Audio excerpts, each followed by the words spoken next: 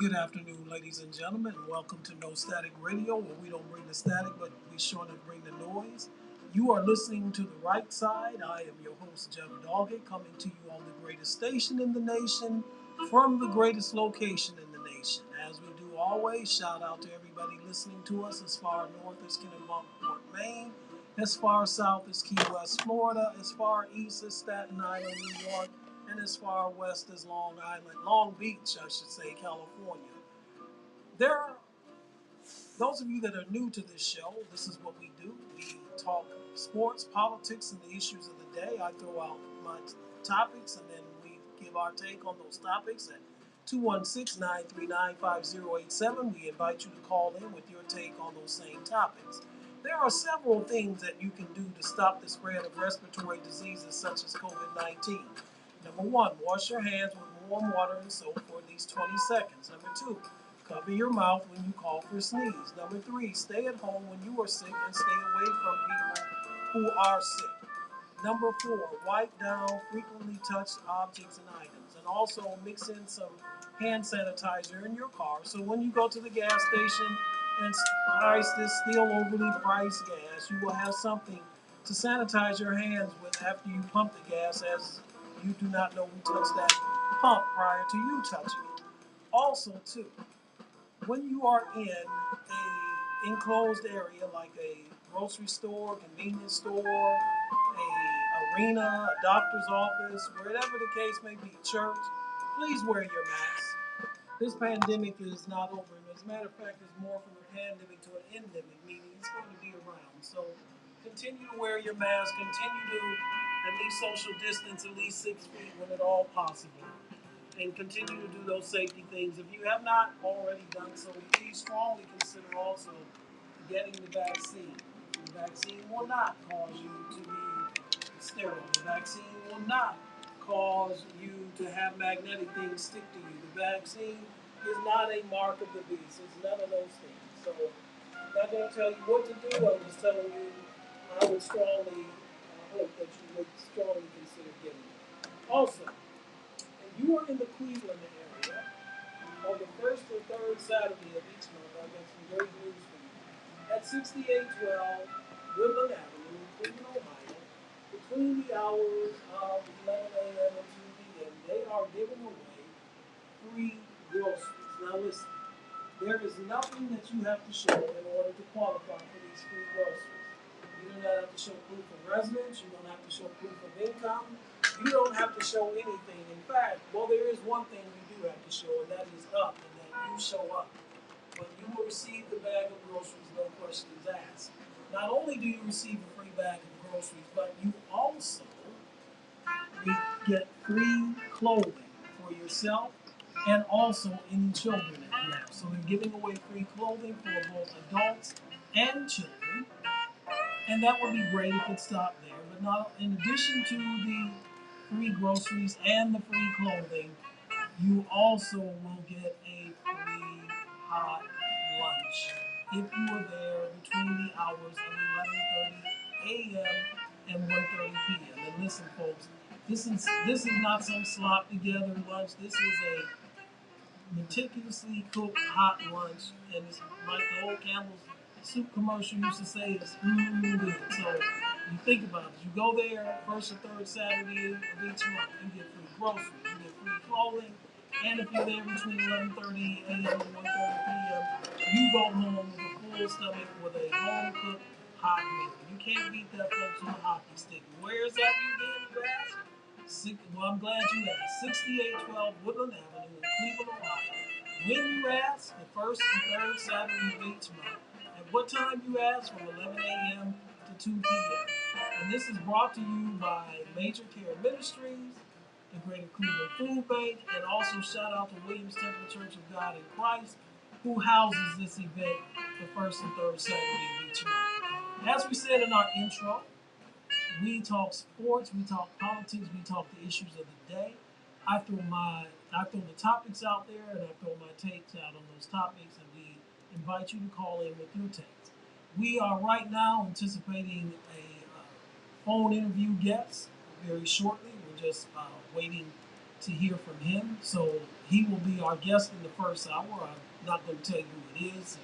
You have to listen to see who it is, but it's going to be a great surprise to you, and he is a great guest. But in the second hour, we are going to talk about the congressional hearings that were held this past Wednesday, June 8th, regarding gun violence and gun safety here in this country. As you know, last week we spent primarily the entire show, but especially the first 90 minutes of the show dedicated to that subject. Well, there have been some hearings and on Capitol Hill since we last aired, and there was a vote as well on Capitol Hill regarding this. So we're going to talk about that in the second hour. Also in the second hour, I don't know if you were like me, but on Thursday night, this past Thursday, I was glued to my television set watching the January 6th Commission's televised hearings. So we have some thoughts on that we're going to talk about in the second hour as well.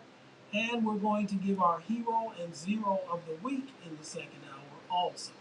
So that's what we're going to talk about. We are anticipating our guest here in the first hour, and as soon as we get him on the air, then we're going to go right into our interview with him. You are welcome to call in the second hour to talk about what we talk about with our guest here in this first hour, or also the topics that we have on the table in the second hour. You are more than welcome to do that as well. So we're right here with you on No Static Radio, on the greatest station in the nation, from the greatest location in the nation. I want to pick up as we wait for our guest. I want to pick up, and this is something that I'm going to talk to him about. We talked about this a couple of weeks ago, and we entitled the topic "Hypocrisy in the NFL as it applies to the Deshaun Watson case." And since we aired that broadcast 2 weeks ago, there's been some more details that have come out. The New York Times reported on Thursday of this past week that Mr. Watson received massages from 66 different masseuses, and though it was not said in the article implied, and those who reported on it on various talk shows took the bit and implied that this meant that there are some more charges or some more accusations coming, perhaps some more lawsuits, and try to paint the picture as though he had unwanted sexual relations with 66 different masseuses. Well, nothing could be further from the truth. There are a lot of things that are not being reported about this case that, especially when our guest comes on, that we want to talk about. But you hear about the 24. It started off at 22, and now it's 24 different women who are part of the class action lawsuit against Deshaun Watson. So you've heard almost ad nauseum on no matter what medium you turn on, be it sports talk, be it daytime television talk shows, whatever the case may be. I think we have our guest right now. If so, is that G. Bush? Yeah, this be what's going on, bro? Yes, we can hear you loud and clear, loud and clear. Well, ladies and gentlemen, I'm letting the secret out of the bag now. Our guest here in the first hour on the right side is none other than 92.3 The Fan radio personality here in Cleveland, Ohio, Garrett Bush. Jeff, what's good, man? And then I really thank y'all for having me on. I appreciate it, man. Well, you know what I'm saying? Definitely when you reached out to me, I said, you've been, you know what I'm saying, pretty much supporting the movement, calling, interacting with me from day one in the barbershop. So you like a, you know what I'm saying, you like a VIP, you know what I'm saying, where I come from, big bro. Well, okay. Appreciate that. Appreciate that, G. Bush, and the feelings mutual. Much love to you as well. And I was just going to say, but you just said it, the proprietor of the barbershop. But this barbershop is a little different than the most ones you go to. You see, you're going to get a cut in there, but it may not be the physical cut to your hair. You're going to get cut. In other words, the truth's going to cut you. There's some stuff that you're not going to hear on other shows that's going to cut you. But you're going to get cut. So I had to get him on the show so we can chop this up. G. Bush, before we get into the things I want to talk to you about. Just give our audience a little background on yourself. Who is Garrett Bush?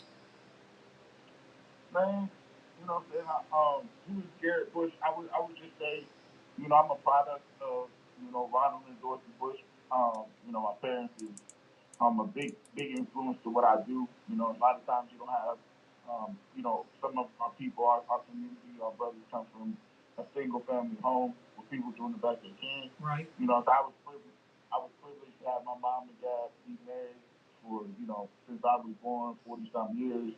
Um, they, invested in me, just, always encouraged me to do other things and to always understand that you can do things outside of sports. Sports is a big part of my life, but what they instilled in me is that you can continue to keep moving forward, and if sports don't work out, always have something else that you're trying to do. And they understand that always think to the next level, whether that's in high school. What I'm saying? Sometimes you get wrapped up in high school, whether it's with girls or sports or hanging out with your friends. They always preach, hey, it's all about the next level. Same thing with college. So, that's where that's where my foundation lies. But in terms of my just regular career and just where I come from, I grew up in Canton, Ohio. Played football, basketball, baseball at Canton McKinley. Graduated there in 2000. Yep. And I under Division One scholarship to play at Ohio University.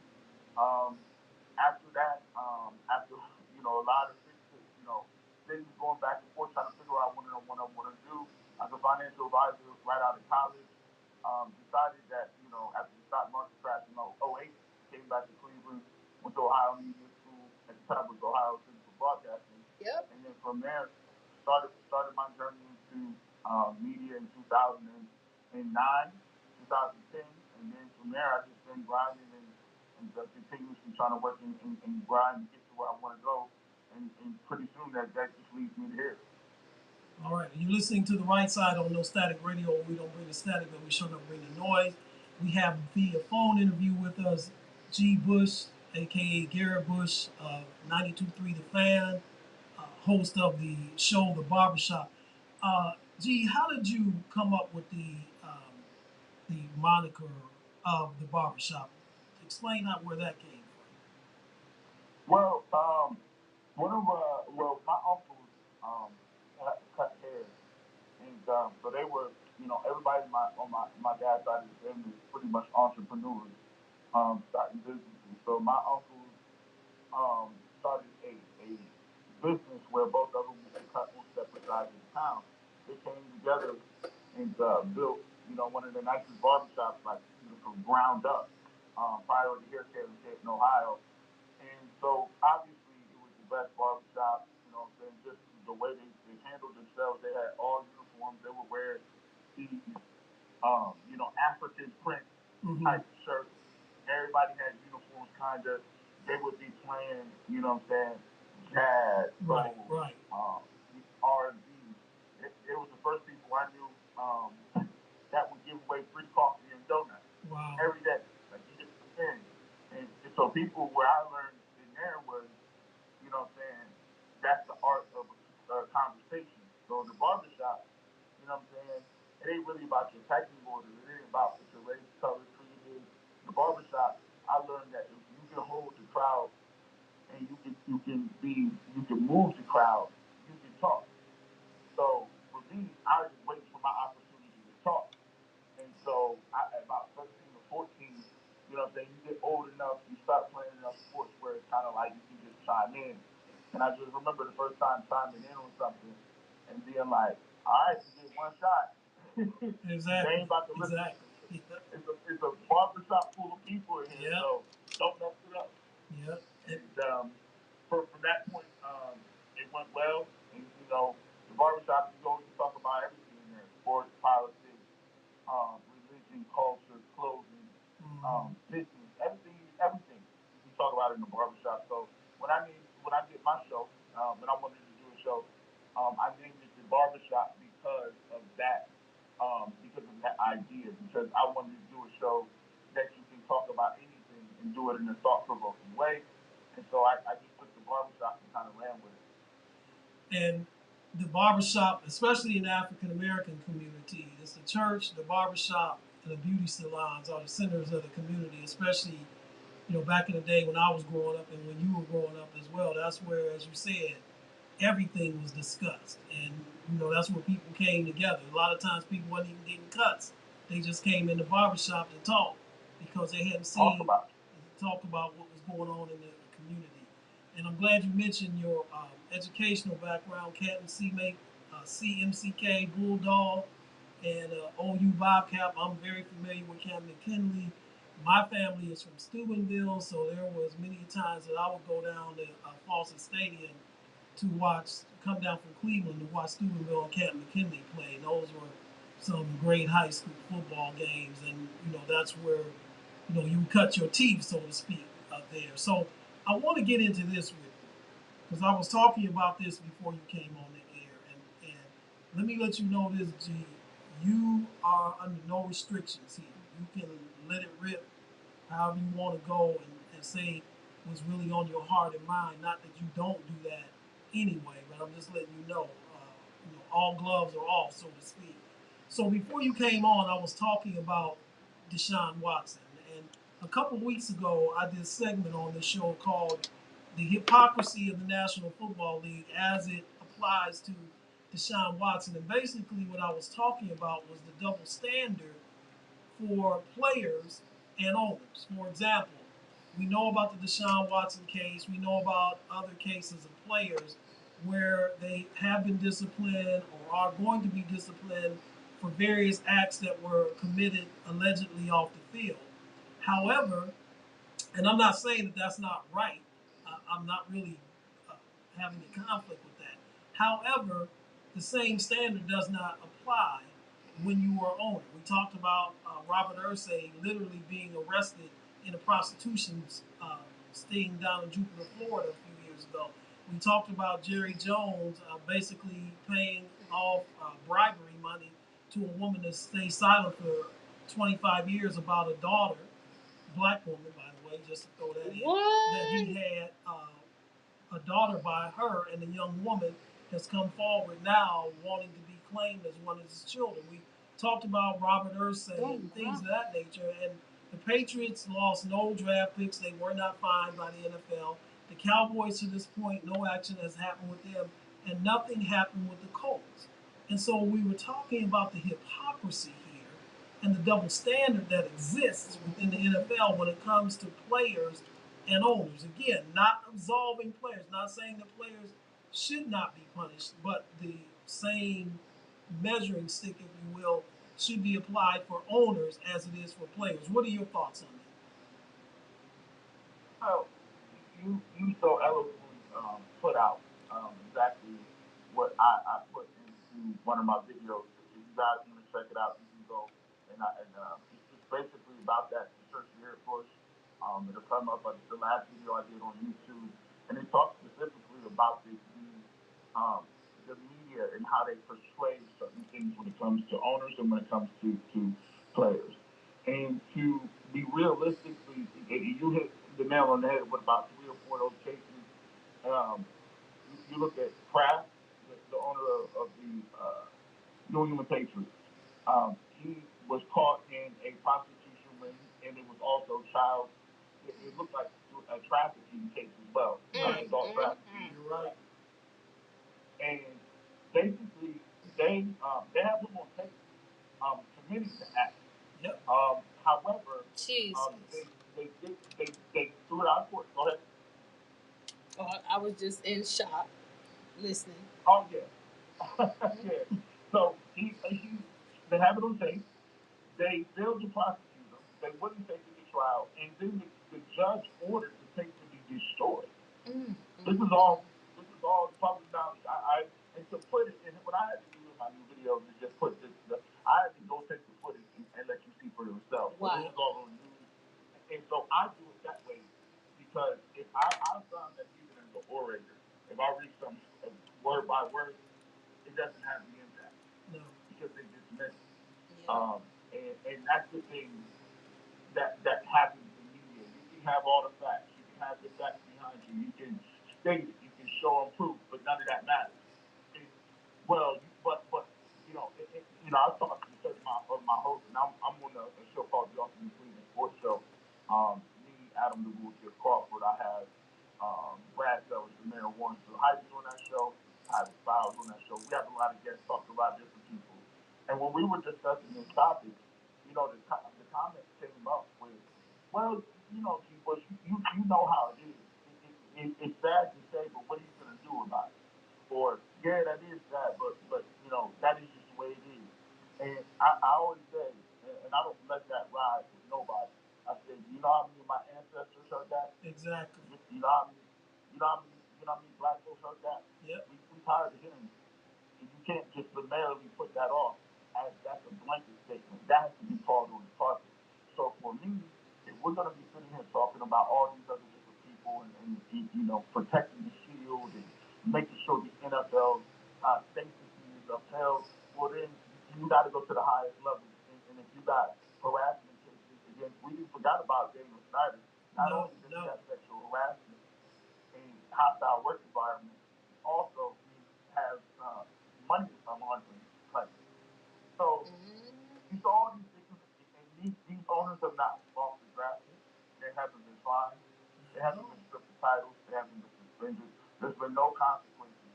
So it's very difficult for me to come on TV and hear some other people talking about on some sort of high horse about what needs to be done and why this is embarrassing when they don't even bring up the fact of the top of the food chain consistently doing some of the same acts and even worse. And you're listening to the right side on No Static Radio. We don't bring the static, but we sure enough bring the noise. We have with us via phone interview G. Bush from 92.3 The Fan in Cleveland, Ohio.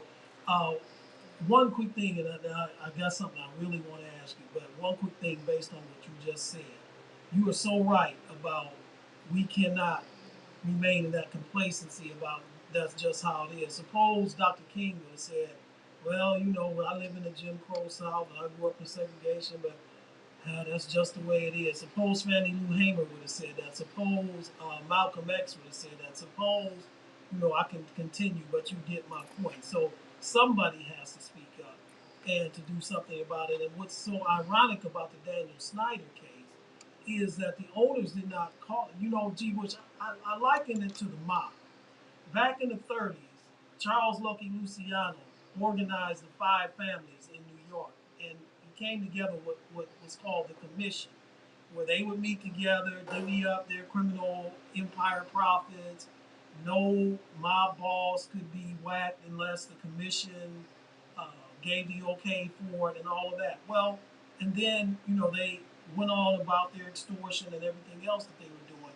And I look at the ownership of the NFL as 32 dons that really extort cities. They tell you, look, if you don't build me a new stadium, I'm going to whack your city and move it to another city that will, and you're going to lose all that revenue and everything else that goes with it. But they want to whack one of their own in Daniel Snyder, not because of the sexual harassment, like you said, or not the fact that he mismanaged a flagship franchise in the NFL. No, the reason they want to whack him because we have to say until it's proven in the court of law, allegedly he was skimming off the top when it came to the gate receipt. So now they want to take action. So now they want to whack another mob boss because he was skimming off the top. That's a great analogy because when you think of the civilian you know you know family and organized crime, you hear the word made men a lot. Mm-hmm. And so you talk about made men, the definition of a owner. Pretty much the NFL is able to skirt around antitrust laws. Yep. NFL gets special exemptions to create a specific monopoly, and on top of that, they rule with impunity. Roger Goodell works at the pleasure of the 32 owners. That's right. And so, for the simple fact that you have a person used to be the judge, jury, and executioner, and Roger Goodell carrying out these punishments for players within a league that's predominantly African American, you can see why it's very problematic that people will sit on the sidelines and continue to go at after there's no grand jury, they always seem to move the goalposts. Well, let's take him to court. He can get convicted. Oh, grand jury number one threw it out. Well, there's another one coming out. Let's see if he threw that. Oh, that threw that out too. Well, you do know that since you didn't get suspended, just because the grand jury didn't bring charges doesn't mean he's innocent. The goalposts are always consistently being moved, and that's a ploy and it's a tactic used a lot by people that want to peddle in hypocrisy. Exactly. You hit the nail on the head. You know, G, I could do this whole interview on the hypocrisy of the NFL, but I'm gonna move on because there's other things I want to get to you about. But you know, they talk about player safety, how much they're concerned about that, and yet after these guys have basically had 60 or 65 car wrecks at 25 to 30 miles an hour on a Sunday, they want you to come back and play again on Thursday night. But they're concerned about player safety. They're concerned about equity and racial harmony and what have you. But 2 years ago, they were exposed by former players in a race norming lawsuit. So, like I said, I could do the whole interview on this, but I really want to move on. I saw your podcast. This is one of the reasons why I wanted to get you on here. Because if you listen to local sports talk, if you listen to national sports talk, you always hear people saying, well, you know, we don't know what happened, we don't have the evidence, we haven't seen this, that, or the other. And the fact of the matter is that the information is out there because they can obtain the transcripts. And I saw your podcast on the Deshaun Watson situation. And I've talked about it on here, but one of the reasons why I wanted to get you on here is so that you can expound on it from your knowledge, from what the research that you did. Share with our audience some of the things that they're not hearing regarding the other 18 other women and some of the other things that you've exposed on that podcast. Just share that with our audience. By the way, you're talking to not just a local. This is on the internet broadcast. This is literally going all over the world. We've got people listening to us all over the world every week. So the world literally is your audience right now. Well, I once again thank you as well for giving me a platform. And for me, it's not about me personally trying to take on some sort of some system where I'm just going to be the martyr and I'm going to just pick on everybody. What really got me to doing how I work is, a lot of people don't know. I don't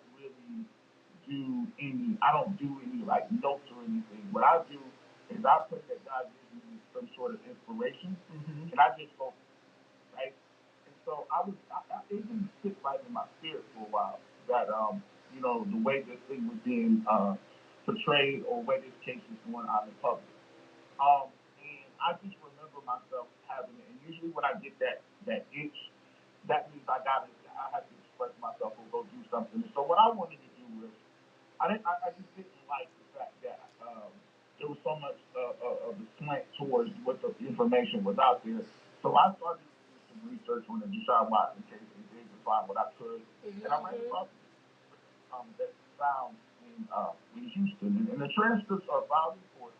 And they're from the perspective of Deshaun Watson. His lawyer and his team did research on some of the individuals that came to them that wanted to file the lawsuit. So they did some research and initial research on some of the plaintiff's background and their stories. And what they found was so alarming and grievous to me that I could not do the video because I was just thinking to myself saying, wait a minute, like right. Nobody even saying nothing about this. These are people that are supposed to be covering the team for full years. You're the beat. You covered the beat. Right. You see hosts that are out there that are supposed to be covering this from a perspective of let's get all the facts and stuff out there. So one of the things that I think a lot of people don't know, and we'll start kind of work backwards. There was a new allegation of 66. Right. So one of the things that in the in the court of public opinion is that they're trying to just throw numbers at you, right? So what happens is, if you're not going to go to jail and it ain't going to be criminal, the goal is to make everything salacious. The goal is to multiply the numbers and then use repetition to kind of embed these negative thoughts in your head. So they keep saying 22 victims, 23 lawsuits, 24, 22, 23, 24. And when you use these things in repetition, you hear it all the time when people do it. Our former president, Donald Trump, used this very term. Yes, he did. Witch hunt. Mm-hmm. It was a witch hunt. Slow Joe Biden, it was a witch hunt. The crooked Hillary. Mm-hmm. The All election these is little rigged. Yep, exactly. And so what happens is you become desensitized to it and you start to actually believe it. Mm-hmm. So when you look at the 66 that came out with, 66 is just to show you, well, if he had 66 different massage therapists during the 17-month trial period, well, how many of those did he mess with? Well, why do you need that many massages? Or why is it 66 different women? Now it's escalated. It's not even the 23 lawsuits anymore. They're moving to 66 and painting some pictures as if he's guilty on the number 66 alone. Right. So you see how that works. Yes. For an individual that does not that a football player, his body is their business. So if you average, you take a look at 66 women times 17 months, it comes out to be roughly about one massage every week. So if you're a football player and you're training year round, you're playing football year round, you're either working to get bigger, stronger, or you're rehabbing. A massage a week is nothing. Most guys, if you got injuries, like I never made it to the professional range. Mm-hmm. I've had 13 surgeries, and I was in college, and I was with the trainer more than I was with my coach because I'm always rehabbing and doing certain things. So they paint the picture and give that to the general public because the regular general average human being has never probably even got one or two massages. So when you say 66 and 17 months, it seems outlandish. It seems crazy. It seems like he's he's a serial pedophile. So that was the first one. I'm sorry, really quick too. Shannon Sharp admits that to this day he still has a trainer and a massage therapist because of his past injuries. There it is. It's part of rehab. I go to physical therapy all the time. You know, and so they're playing on your perception. They're playing on. And I said this earlier. You know, the media uses these tropes and sometimes even dog whistles to signal certain things that people don't. They like it seems benign, but when you drill down deep, it really you're like, wow, are they really trying to pull that? Um, and then when they talk about the numbers, they did not mention, even in the New York Times piece that just came out, that not only did the New York Times say, yes, he did have 66 different massage therapists in 17 months, but he also had over 15 massage therapists not only testify on his behalf, give him a written statement of endorsement, and at the same time, under oath, testify to the likelihood or the skepticism of him doing something to the other women and that they're filing the lawsuit. So think about how dramatic that is. Right. Actually, if you go back, look, Deshaun Watson's lawyer says he had 18 people that he formerly worked with under oath testified. Now it's a felony to lie under oath, Exactly. right? That's perjury. Exactly. That it's a felony. So why would a person put their entire life on the line, their reputation, their business, to go out their way to give Deshaun Watson a vote of confidence? And if you're thinking about it in terms of wow, that's 18 women. So when you hear 24, have you ever heard any other host, any other person say, well, he also does have 18 people saying that will attest to his character, that will talk about their experience, and to also bring they have, objections about the other women in their claim. Have you ever heard that? I've only heard one host, and I'm talking to him right now. Yep. So, so if we were to say 24, and we're supposed to believe all women, are we not supposed to believe those 18 women? Exactly. Or that don't just matter. That don't, that's the thing here. Then let's dig in specifically and drill down into with the information that I found with in the Houston court in the dockets and stuff. So one of the things is there's 8 women who allegedly after they after the alleged encounter when they first had issues with Deshaun Watson, after their first initial encounter with him, 8 of those women went on to see Deshaun Watson multiple times and have other massages after the initial incident. Mm-hmm. Some of them up to 4 to 5 different dates past the encounter. They found 5 to 6 other individuals that lied about how many encounters they had with Deshaun Watson in terms of massages, right?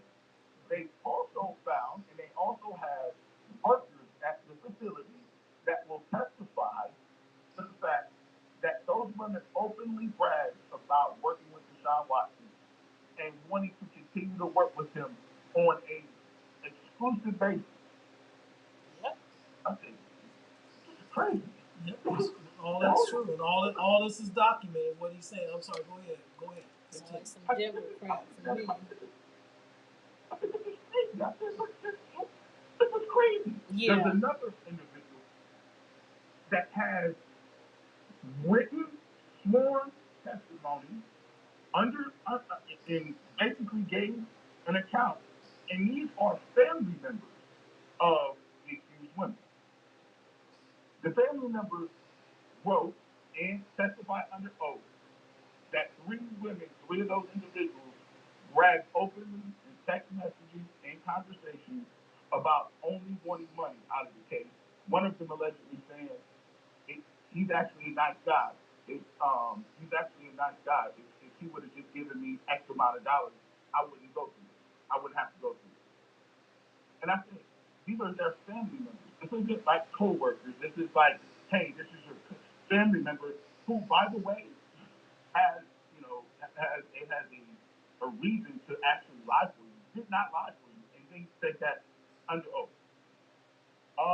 One of the women allegedly stated after Deshaun Watson did not work with her anymore, came out and said that it's a shame she couldn't work with him anymore, but really would like the opportunity because she's attracted to him for them to go out and spark a relationship. Right. Yeah, I saw that one. I also saw the one with the woman one of the masseuses who said that he really had a soft skin, and if that she wasn't a lesbian, that she would want to sleep with him. That was there too.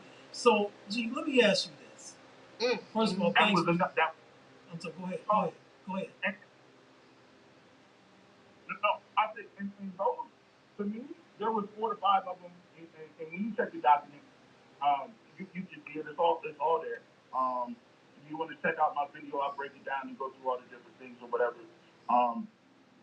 But it's just, to me, the thing that was so problematic to me, Jeff, was the fact that, people kept saying that catchphrase, well, we really don't know. Well, we really don't know. We don't have any information. This information has been plain as day from Jump Street. Right. Sometimes people don't want the information because they don't fit what they're trying to sell.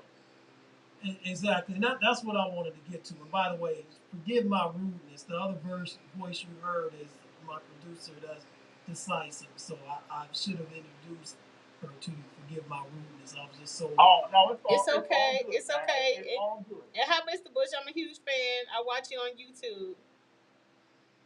Thank you so much. I appreciate it. It's been great coming on the show. And definitely, man. So, thank you. So this is what I wanted to ask you this.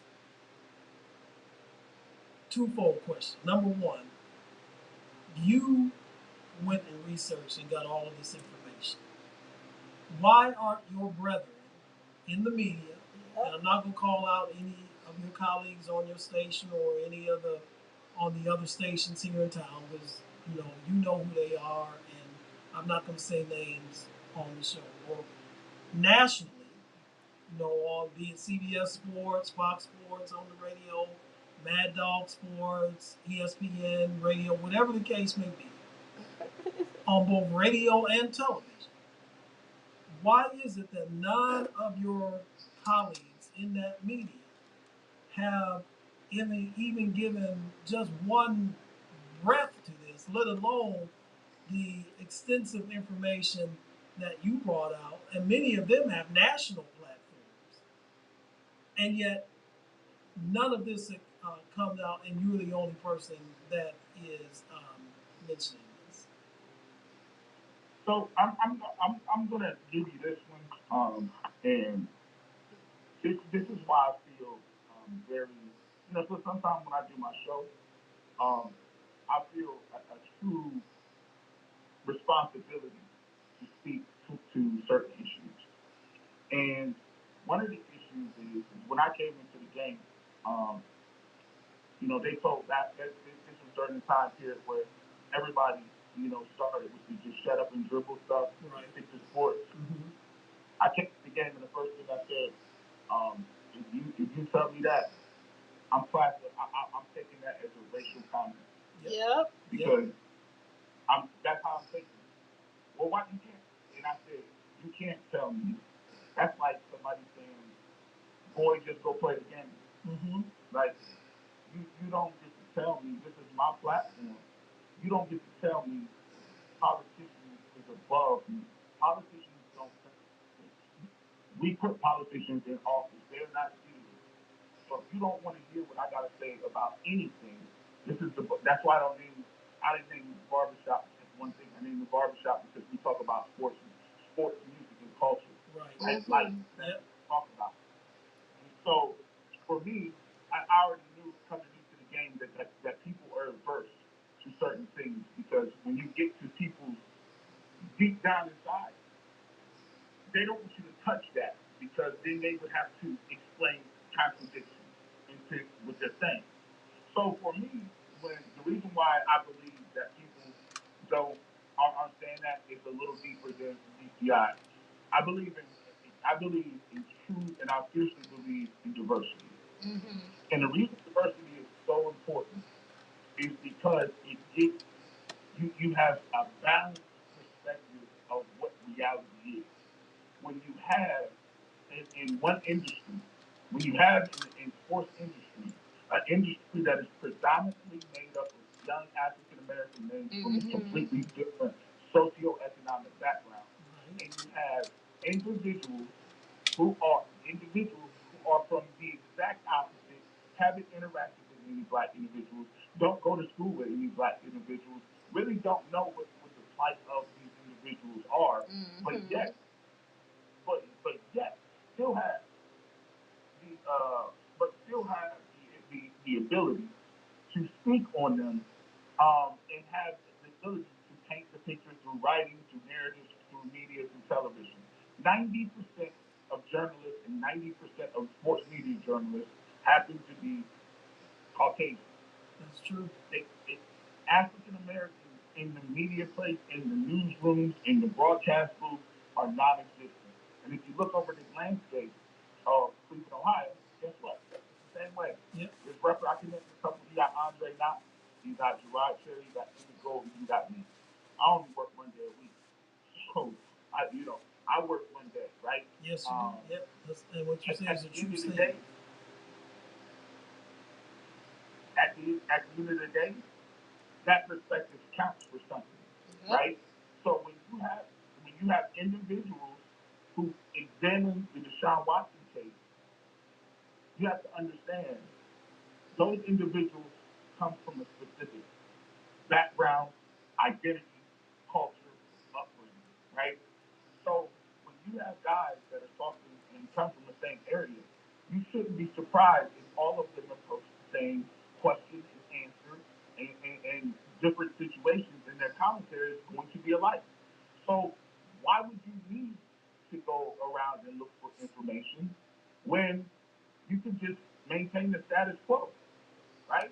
Because, okay, well, if I'm speaking to a demographic that comes to specifically know and view the world the way I view it, why would you then go and try to see it from a different perspective? Because there is no voice for the other group of individuals. Minorities don't have a voice. There's nobody to hold you accountable for certain things that you say. And so for so long we've had people that that are speaking to things that they don't live. How are you going to have conversations of race and the way they play in life in the world, the judicial system, when black people live in a different judicial system, period? Yeah, right, you better say that, Jared. You're so right. And the thing is, in the broadcast and print media, unless you make something make a comment that's just so over the top, overtly or egregiously racist, then you're not gonna get called on the carpet on certain things. And gee, here's the thing. Here's the danger in the situation as it applies to Deshaun Watson. Now this becomes the narrative. So the NFL has all the information that you just shared with us, and probably even more. Yep. They have all of this, but because the court of public opinion that is heavily influenced by the media, let's just keep it above the court of public opinion, because most people aren't going to be forthright enough to do the research that you did. Most people want to just get something from somebody else and take it and run. Trust me, I know. I'm in the preaching ministry, and I tell parishioners that all the time, but I digress. Now, this is, despite all the information that the NFL has and Roger Goodell has that you shared with us, and even more so, they are going to make a decision where they feel almost compelled, despite the information they have, to make a decision that will satisfy the court of public opinion, whatever that is. Whereas if the whole truth was being told, then the decision that they made may not be as punitive as the one that they're going to come down with. Well, I'm just curious what your thought on that is. Well, that exactly. I don't understand. First of all, I asked this today. I said, who made up the rule that you got to suspend somebody before you get a trial? Right. Exactly. I'm waiting for that to drop down on my table where there was a mandate. And secondly, as an adult, people talk about, I just hate the fact that this dragging on. I'm getting tired. I can't take any more of it. Listen, man, you're an adult. You take actions here. As an adult, there's a certain level of patience that come with being an adult. You understand that everything ain't expedient. You know why they don't give adults recess and breaks? Because they got the attention span. You don't go to a job at 8 hours and then get 30 minutes for recess and another hour for lunch and take naps. You don't do that because you don't need them. You're grown. You are able to concentrate, do multiple things and multitask, and be able to act accordingly as an adult. So when people call my radio station and say, I just can't do this, and I say, what are you, a kid? And you should be able to sit and be patient through things that you know take a lot of time.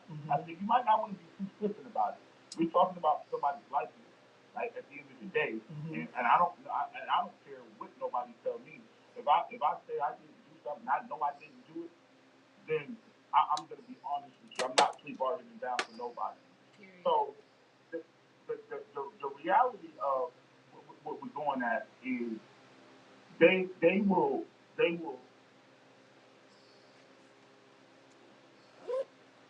something, they will say it enough times, and then automatically that becomes true.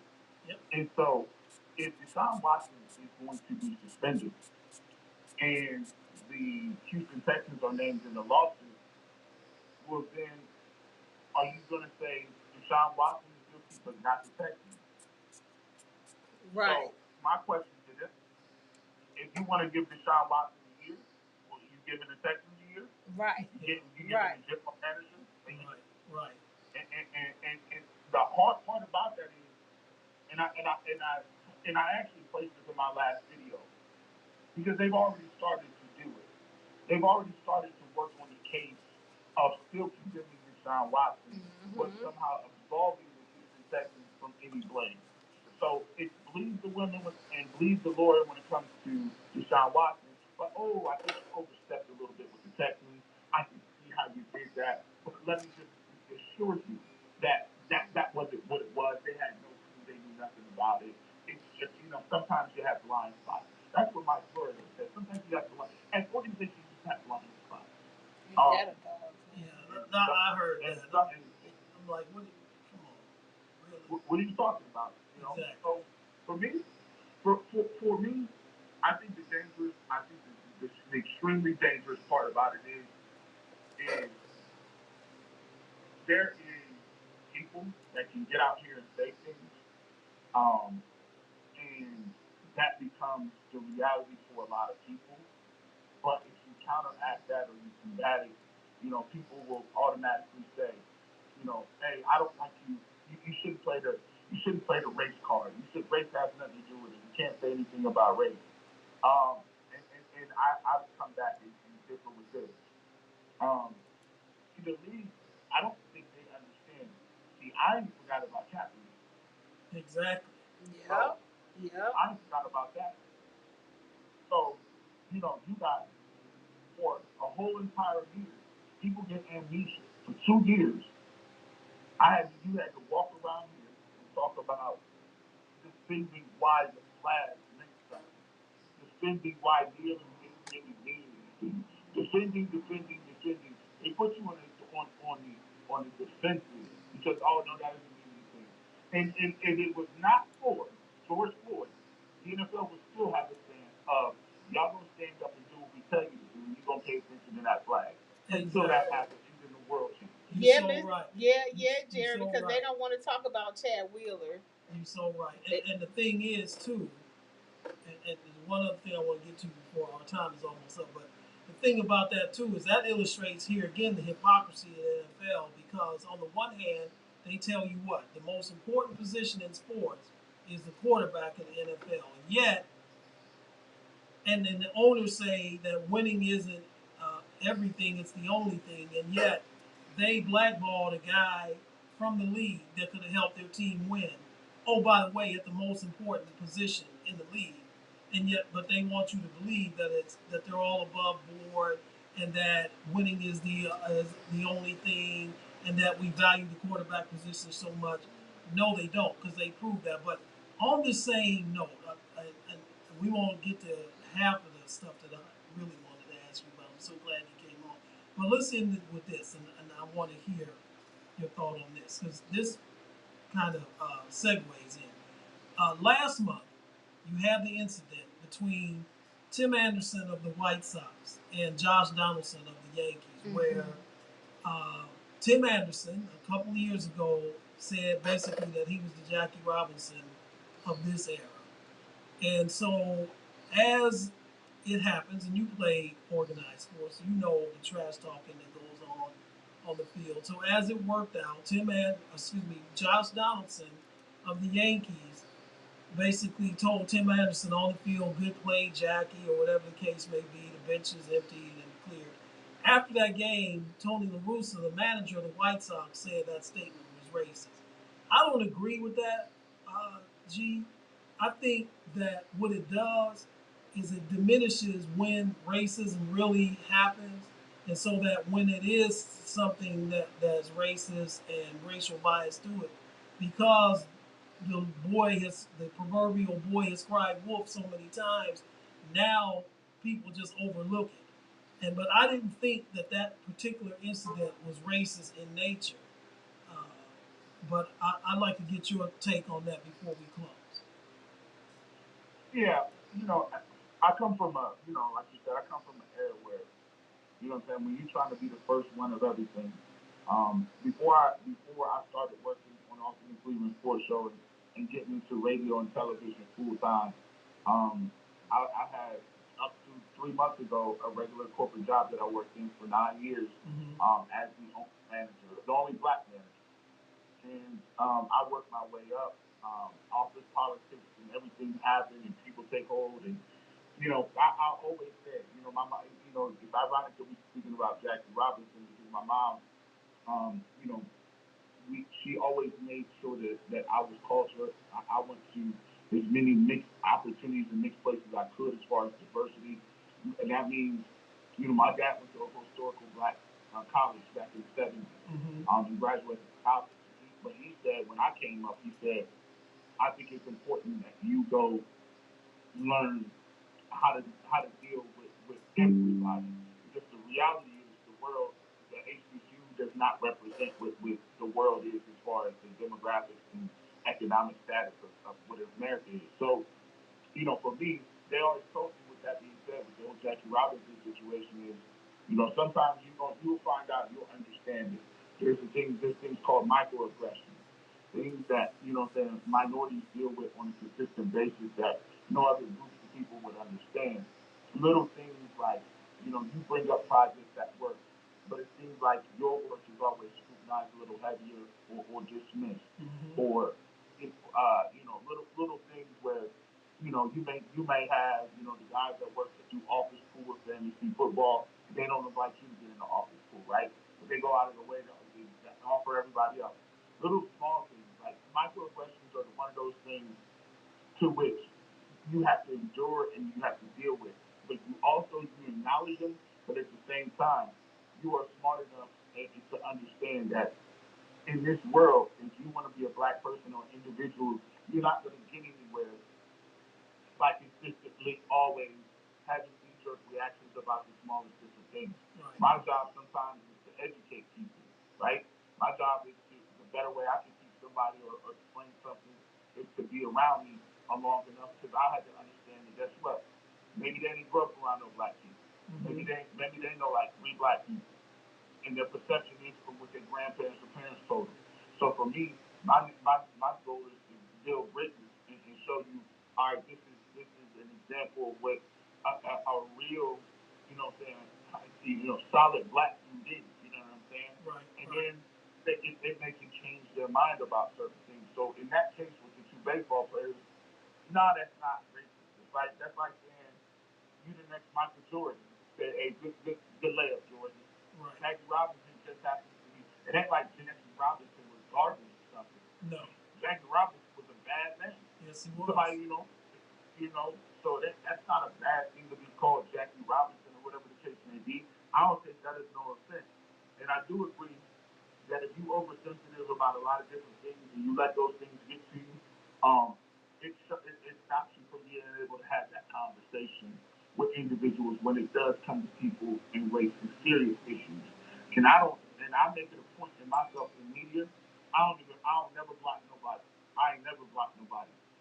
Some people may say racist stuff, and some people may say borderline stuff. I can either choose to engage with it or not. But I think I don't block people like that because I want to show people that's life. I can get through that. That's the bird stuff, man. You know what I'm saying? When you see me in the community, you wouldn't say that. I get that's internet stuff. So for me, even on my radio show, people say they can say certain things and they may have a certain train of thought that I might be borderline, but I always hear them out. You know why? Because I don't want the other side to be like, see, that's why we can't engage with y'all. That's why we can't talk to y'all because you cut us off. Or as soon as we try to talk about something, you automatically labeled as racist. So I try not to do that. I try not to throw it around a lot, and I actually don't throw it around a lot. And I think that's what gives me an opportunity to build a fan base where white people listen to my show a lot, black people, all the women, diversity, and it's because I try to take it from a case to case situation. So that's the way I look at it. Well, you have a loyal listener here. So, how can people follow you? Give out your Twitter addresses and everything else. If people wanted to follow you, how can they follow you? And by the way, you can follow me. You can follow me too, G-Miss, if you want. I'm just teasing. Yeah. And I think I am following. Am I following you? Not yet, but I'm following you. But not yet. So yeah, we're about to take care of that. Make sure you follow Jeff. Make sure y'all listen to the show, man. Solid brother, man. Solid stand-up guy. If you wanna follow me, first of all, you can follow me on Twitter at gbush91. See, a lot of people don't know that God has blessed me. I'm doing so much more, man. I got a crazy story about about how I was in my car the other day, probably about a few months ago, and I just was praying to God and said, man, I can't do it no more. I gotta get up out of corporate America. I want to do entertainment full time. And the way God reacted and blessed me it was on another level. People wouldn't even believe that, man. Wouldn't even believe trust me, God. I believe it. Because I know how God moves. But I'm sorry, I didn't mean to interrupt you, but I believe. Oh, no, you good. Go ahead. You can. So I'm a lot of places now. You can listen if you want to. I do the Locked On Brown podcast. Locked On podcast. In pretty much every city. And I was gracious. They was gracious enough at segments to give me a co-host position for Locked On Brown podcast. That's a daily podcast that is everywhere on wherever you download your podcast. You get your podcast. You can get the daily listen. Apple, Spotify, Stitcher, wherever that may be. Also, that's the YouTube page. You can check that out. Locked On Brown podcast and the YouTube videos come out every single day. We do that 5 days a week. Make sure you go download and subscribe to that. Also, I'm working on the Ultimate Cleveland Sports Show. Ultimate Cleveland Sports Show, one of the best casts. Love it to death. I work with Jay Crawford, who is at WKYC. He's also one of the guys that worked with Stephen A. Smith over at ESPN. He was one of the founders of Cold Pizza. So he's on there. Adam the Bull is now on there. Formerly of 92.3 The Fan. Brad Sellers is on there, like I mentioned.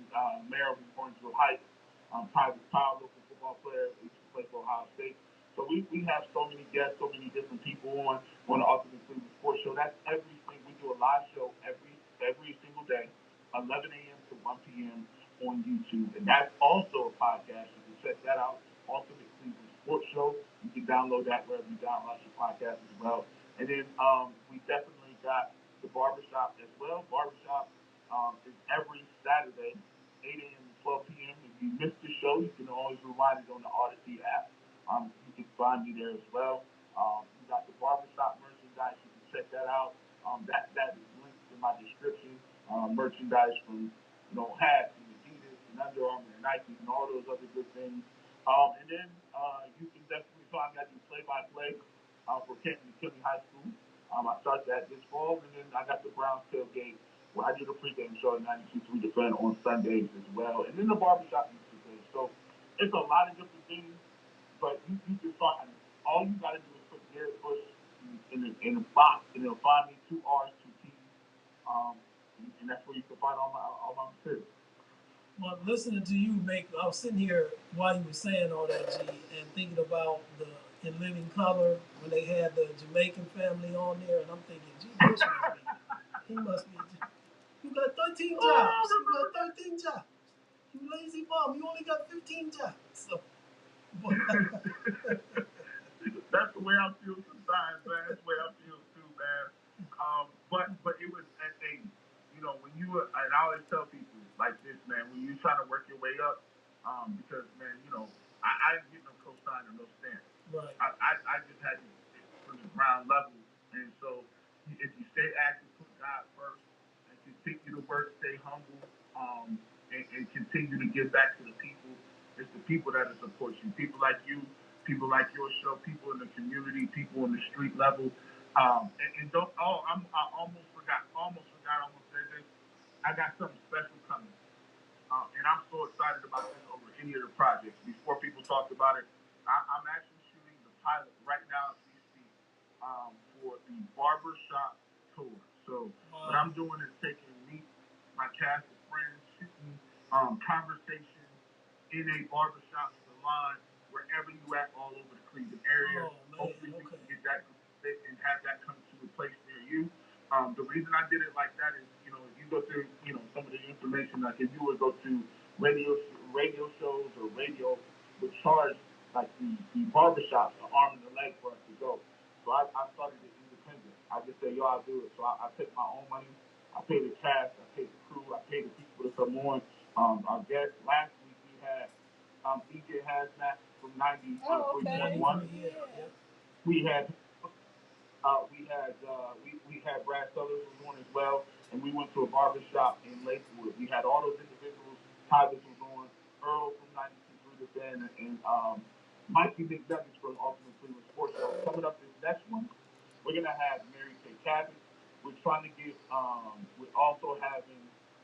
she's going to be in the salon. And we're also going to have Brianna. She's an African American young lady who works as a producer and also in the Cleveland Sports Show. We're going to have an individual who runs a women's Facebook, women's Facebook type forum for the Browns. We'll have her on, and we're efforting Brad Seller's daughter, who's probably going to be a top five pick in the WNBA. And so we're just going to talk about the community, what's going to go on with that, in women in sports, and different things like that. So we're going to come to a place near you. We're going to be in East Side. We're going to be on West Side. So I'm super excited about that because that, for me, that's giving back to the community and highlighting the real stories is where I'm most passionate about. So, I didn't want to take up too much of your time, but that's good because now give me something to look forward to. Maybe you may run into my barbershop, and you showed how wise you are by putting Tyvis Pell and Brad Sellers on because you never have too many Buckeyes on anything. So no, you can't, right? And I'm working on one. I can't guarantee it, but I think I can do it. I think I'm gonna get Maurice Claret to be on. I think pilot number 4, and I'm working on getting. If he's listening, I'm working on getting Kobe Altman and Darius Garland on my third. That's why. Fingers crossed.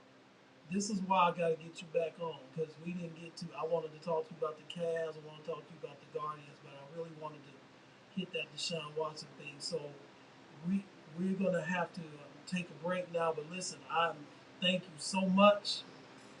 This won't be the last time. Let me tell you this. Hey, listen, bro. Let me let you know, big bro. Anytime you need me, you hit me up. That's nothing. You know what I'm saying? Just you let me know. I was gonna do this regardless. You know what I'm saying? So we definitely gonna talk again. Anytime you need me, I appreciate it. I love your platform. Any way I can support it, let me know.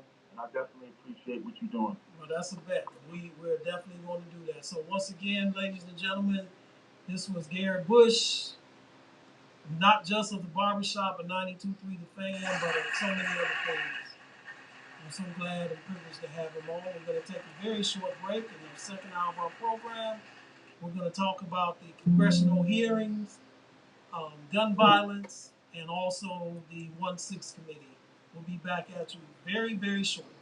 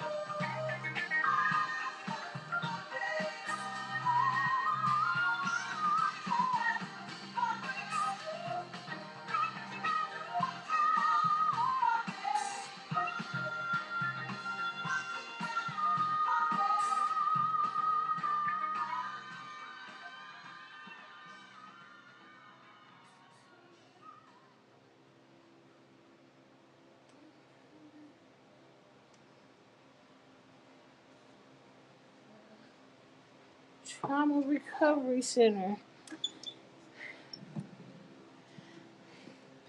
If you, a family member or friend, has been affected by violence, know that violence can affect all parts of your lives, sometimes in ways you can't see.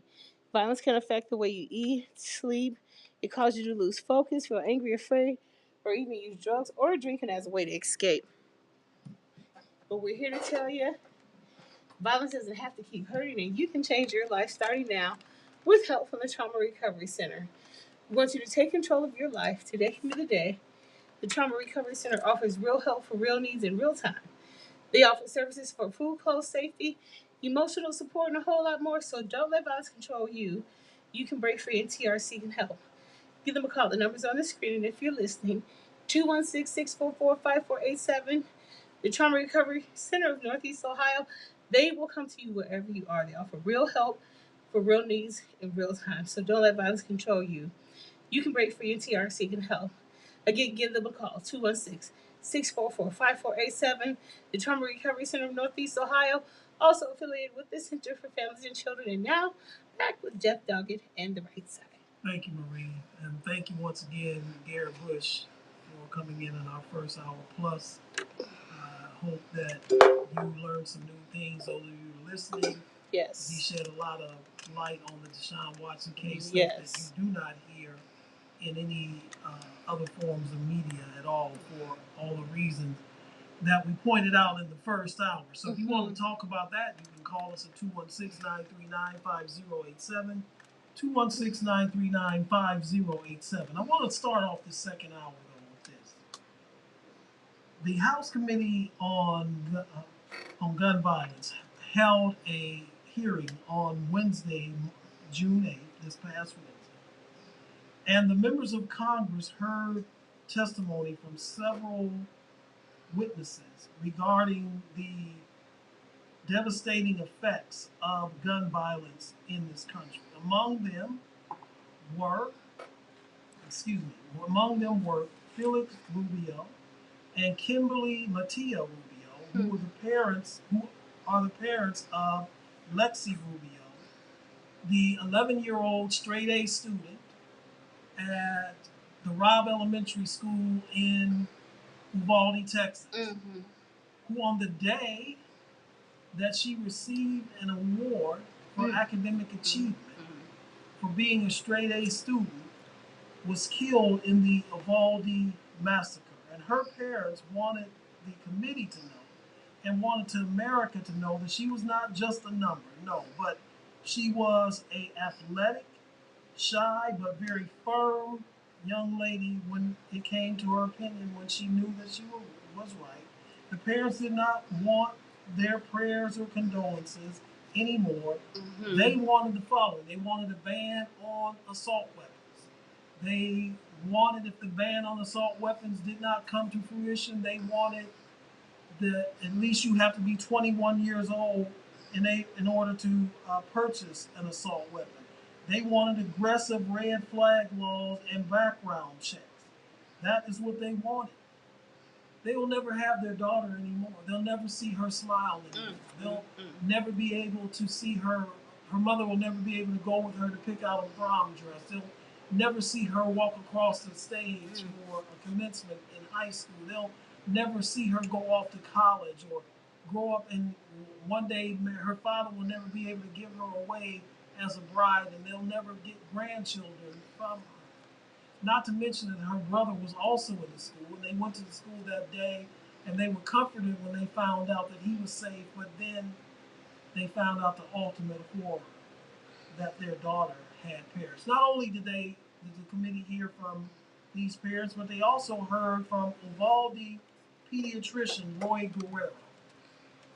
Mr. Guerrero is a pediatrician there in Uvalde who has treated many children in that area. As a matter of fact, that's what he talked about. He talked about how he treated area children in the community, and on the day of the mass shooting, as soon as he heard it, he rushed to the hospital so that he would be able to treat those children who had been wounded.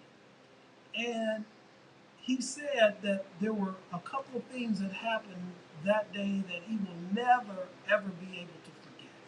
One of those was the cries that he heard from the mothers and the parents of these children as he went into the hospital Mm, mm, about their children. And the other thing, and this is almost so horrific, I don't even want to talk about it, but we need to put it out here. He said that because of the high level capacity of the magazine that the Uvalde shooter used, that two of the children's bodies that he saw there in the hospital had been decapitated. These two children literally had their heads blown off. So I can't even imagine the reaction of the parent who has to go identify the body of their headless child, but the only way they can, yeah, I'm going to be graphic about it because this needs to be said. The reality needs to start to hit home about these high capacity automatic military weapons that these parents had to identify. And Matthew McConaughey, the actor, gave a very moving speech on YouTube about this as well, about how the parent could only identify their child by the green sneakers that the child wore to school that day.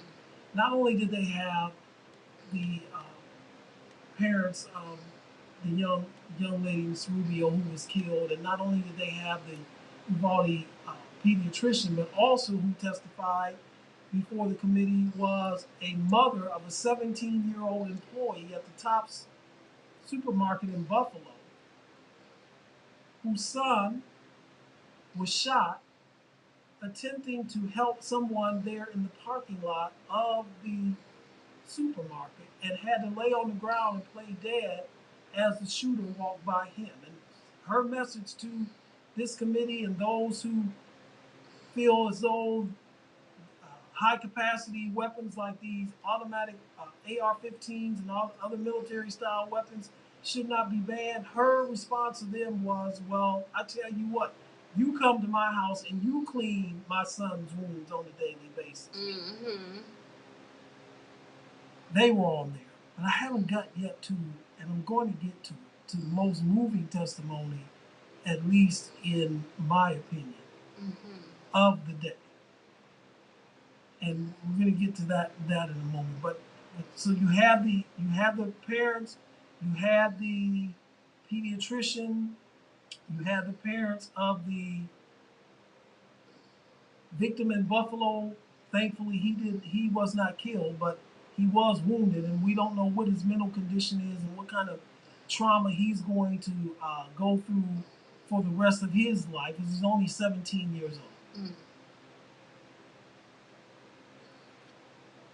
Then there was the testimony of Ms. Pringle, who was with the National Teachers Association, and her testimony was based around this whole asinine idea of arming teachers in the classroom.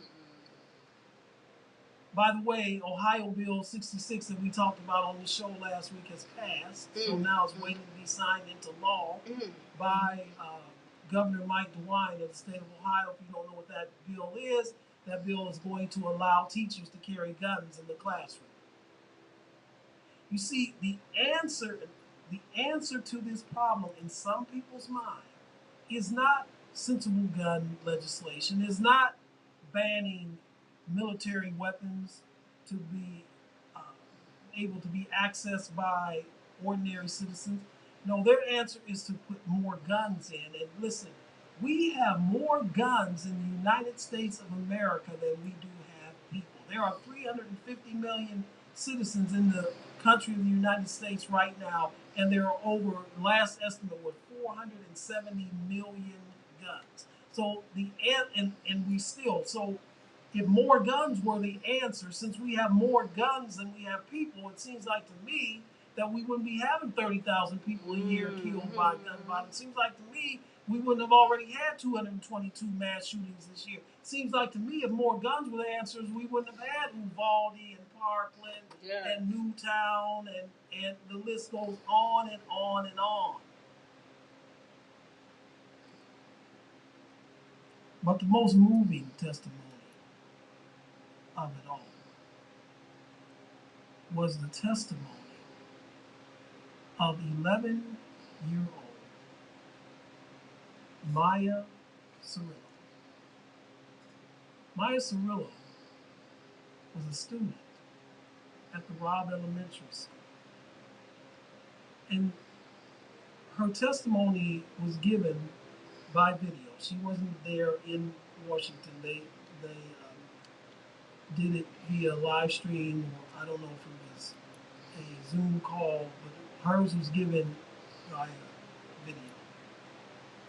And this is what she said.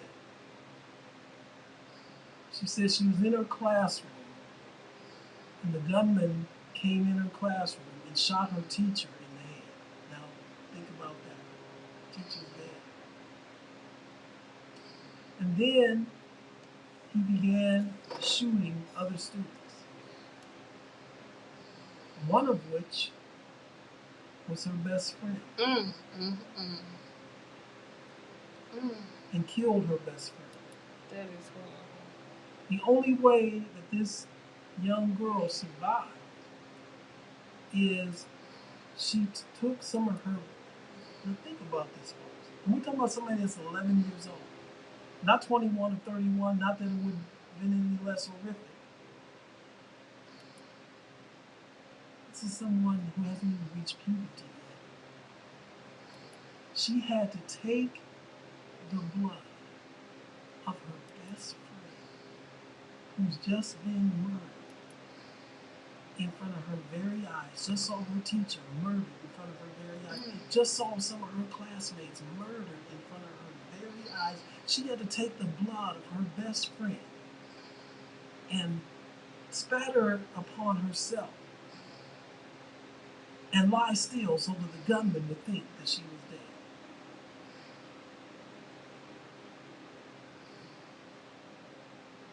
Go back to when you were 11 years old. Think about who your best friend was at that time.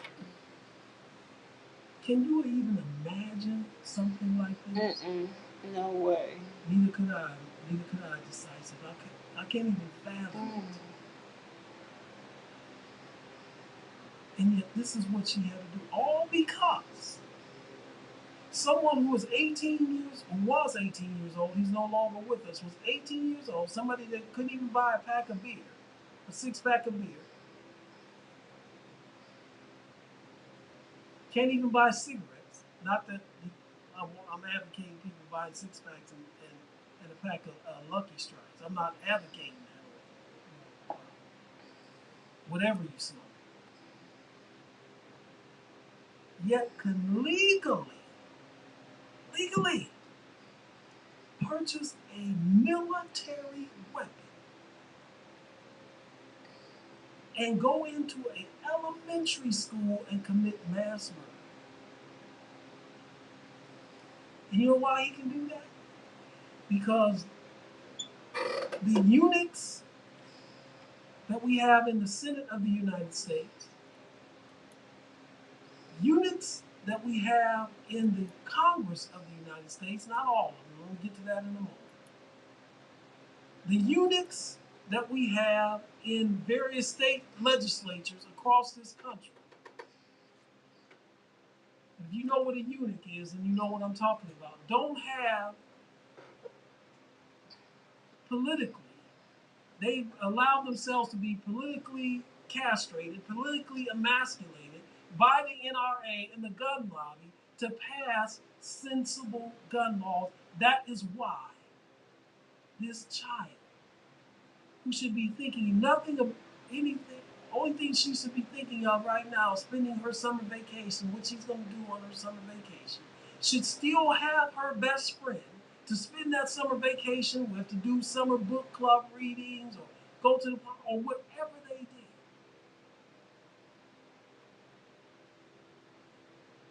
But because we have a bunch of eunuchs as elected officials, we do not have sensible gun legislation. The interviewer asked her a question. One of the Congress people, the chair of the committee, asked her a question. Asked her, was she going to go back to school? No, let me rephrase that. She said, yeah, she did ask her, were you going to go back to school? And she said no. And they asked her why. She said, and listen, I want you to make sure that you all hear her answer. So you know that this is not just Jeff on the right side saying this. Or this is not just some, as you want to call them, left-leaning liberals that want to take our guns away from us saying this.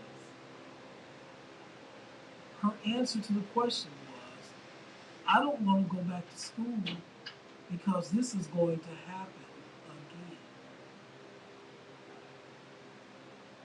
That's what she said. This little girl, this 11-year-old innocent little girl,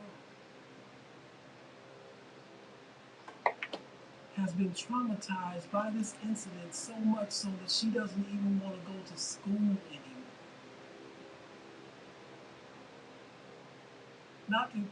She does not want to go because she doesn't like school or she doesn't want to do schoolwork, and that, for a lot of reasons that most kids don't want to go. No, she doesn't want to go to school again because she thinks she's going to get shot by an intruder with a military-style weapon.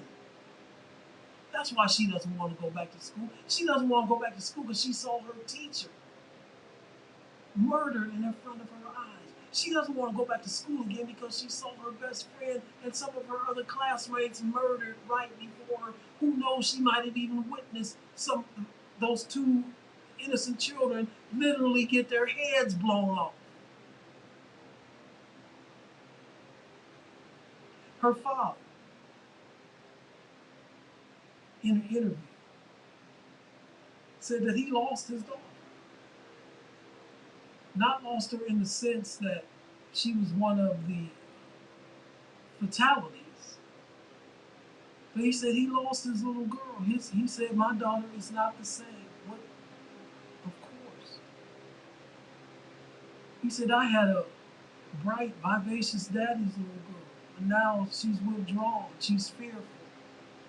She's not the same little girl she was when she left school on the morning of Tuesday, May 24th. It brought him to tears. It brought many that were in this congressional hearing, it brought some of those people to tears, those who watched these proceedings. Know who it didn't affect? Know who we didn't see reaction from, but we saw excuse making from? And again, listen, I am not playing partisan politics. We call this show The Right Side for a reason, because we are on here to tell the truth and simply the truth, nothing more, nothing less, nothing else. Who showed no reaction at all were those Republican members that were sitting there, that were part of the committee and witnessed these testimonies.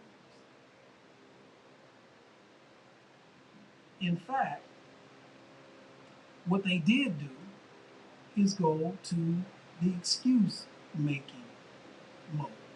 For example, Republican congressman from Kentucky, James Comer, who's a Republican from Kentucky, said, and I quote, that Americans of all backgrounds should be able to defend themselves against rising violence. That was his response. That Americans of all backgrounds should be able to defend themselves against rising violence. You know what he's really saying there, folks? I'm not going to do a damn thing about automatic weapons that took away the life of Maya Cirillo's best friend and her teacher and other classmates. I'm not going to do a damn thing about those who died just simply going to the supermarket in Buffalo, or those who died going to a country western concert in Las Vegas, or those children that died simply by being in school at Sandy Hook Elementary School in Newtown, or those older children that were killed at Marjorie Stoneman Douglas High School in Florida. I don't care about that. His comment was that Americans from all backgrounds should be able to defend themselves against this rising violence. So what he's really saying is that we need to get more guns into people's hands. What these people, well, I won't say don't realize, because they do know. They're not stupid, even though they make ridiculous, asinine comments. They're not stupid. So I'm not going to say what they don't realize. What they're saying is because they're units. They're political units. But it's been pointed out time after time after time after time again ad nauseum that more guns do not stop these mass killings. I told you last week in Buffalo, Aaron Salters, a security guard, rest in peace, former retired Buffalo police officer of 27 years on the force, who was trained how to use lethal force to bring down a shooter, discharged his weapon 3 times at Peyton Gendron in the top supermarket in Buffalo last month, but was unable to stop him because Gendron had on body armor. Instead, Gendron turned his automatic weapon upon Aaron Salters and murdered him. We had Raquel Chick on here 2 weeks ago, a Cleveland Metropolitan School District teacher. And we asked her about would she feel safe if she knew that herself or some of her colleagues were armed. Would that make her feel safe? And she said no. She said, I did not get into education to be trained on how to use a firearm or to defend the classroom against an active shooter. And she said it would not make her feel more safe, and she outlined the reasons why.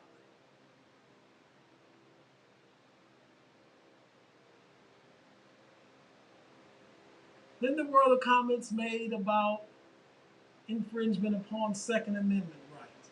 So let me get this straight.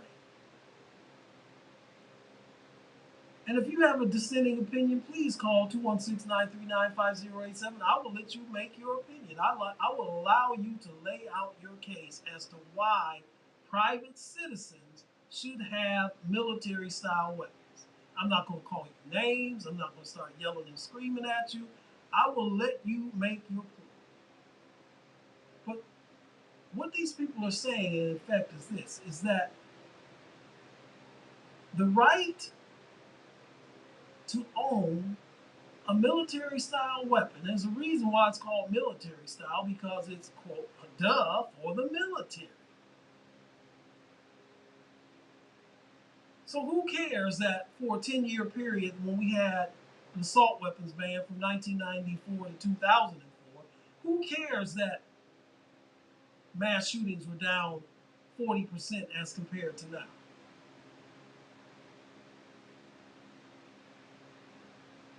But the reason given is that they feel that any restriction on any type of weapon is just going to be a slippery slope where all weapons are going to be banned.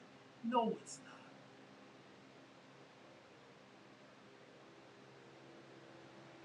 not. That is a ridiculous take. And I heard some arguments from some Congress people in Wyoming and Oklahoma, and I told you about the one in Louisiana talking about that farmers need these type of weapons to protect their livestock and what have you from feral pigs and foxes and wolves and etc. No, they don't. That's a lie. Okay, so then let me ask you this. How were these farmers protecting their livestock from feral pigs, from foxes and wolves, and all kind of other predators. How were they doing it for about 150 years until the last few years or so? They didn't have military-style weapons, and yet somehow they figured out the way to protect their livestock. They protected their livestock by using the weapons they had, like shotguns and pistols, etc., that can deter and destroy predators. That's how they did it.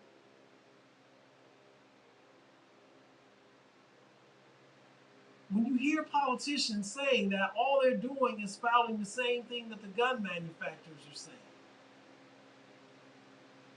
So what you are saying, in effect, those of you politicians and others who oppose a ban, again, I am not saying banning all weapons, so if you say that, you're a liar. What you are saying, those of you who oppose banning assault weapons, is that your fear that this is going to start a slippery slope, your fear is more important than the safety of children in a classroom. Your fear is more important than the anxiety that Mia is facing right now on a daily basis.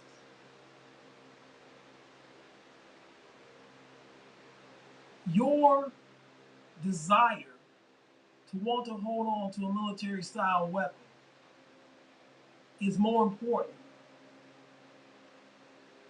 than children feeling safer in a classroom, than people feeling safer in a grocery store or a concert hall, wherever the case may be. You know what the sad thing is? The sad thing is that what Mia said is true. It is going to happen again. And once again, we're going to hear these thoughts and prayers and discussions about mental health and all this. But once again, they're not going to do a doggone thing. How do I know that? Well, there was a vote held. Well, before I get to that, though, some Republican congressmen gave congresspeople take on this was that they didn't want to have a knee-jerk reaction that would enable our Second Amendment rights to be taken away from us. Knee-jerk. 10 dead in Buffalo, knee-jerk. 21 dead in Uvalde, knee-jerk. 28 dead in El Paso 3 years ago, knee-jerk. 17 dead at Marjorie Stoneman Douglas High School in Florida 4 years ago, knee-jerk. 26 dead in Sandy Hook, Connecticut 10 years ago, knee-jerk.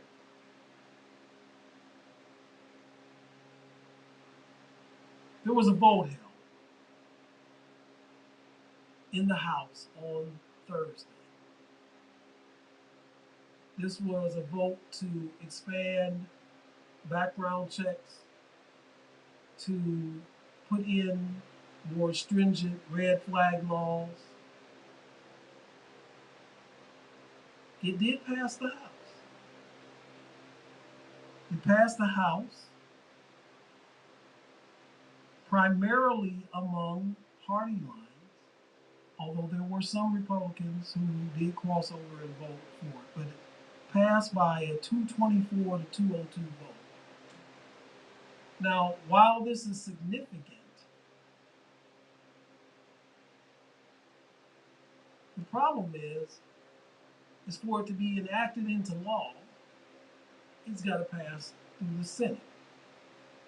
And it has already been stated by most political experts and pundits that it has no chance of passing the Senate, that the 60 votes aren't there. So when you see Senator Ted Cruz on television talking about his heart his thoughts and prayers go out to the victims of Uvalde. When you see other senators making similar statements, when you see the governor of Texas, Governor Greg Abbott, making similar type of statements, you know that what they're saying is bovine feces. And in case you don't know what bovine feces is, bulls belong to the bovine family, and you know what feces is. Because if they really care,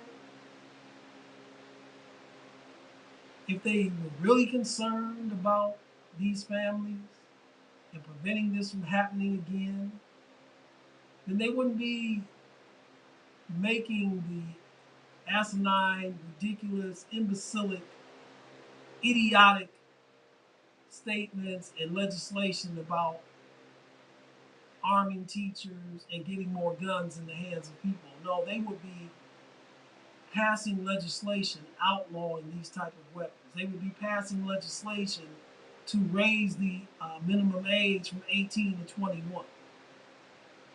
Well, somebody's 18, they can serve in the military. Good. And if they want to fire that kind of weapon, let them join the military.